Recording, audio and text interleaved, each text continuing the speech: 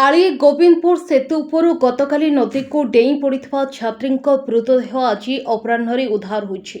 अग्निशम और ODRAF team मिलित भाव नदी में खोजा जारी रखिथिया बेले आज अपराह्न सिंहपुर चंदनपुर निकटर निखोज छात्री मृतदेह उद्धार कर जाजपुर जिला स्वास्थ्य केन्द्र में मृतदेह व्यवच्छेद पर परिवार लोकों हस्तांतर कर सूचनायोग्य जे गुरुवार पूर्वाह्न प्राय 11टा बेले गोविंदपुर ग्रामर सुधांशु शेखर मिश्र झील सस्मिता सिंहपुर को कंप्यूटर क्लास करने को जाई फेरिबा बेले गोविंदपुर सेतु उपरू नदी को डेई पड़ते दमकल बाहिनी गतकाली संध्यारू खोजाखोजी करथिले हें निखोज छात्री पता मिली नथिला। आज सकाळे ओड्राफ टीम सहित दमकल बाहिनी खोजाखोजी करने पर नदी में बुड़ीजार 300 मीटर दूर चंदनपुर ग्राम निकटरू मृतदेह उद्धार होइथिला।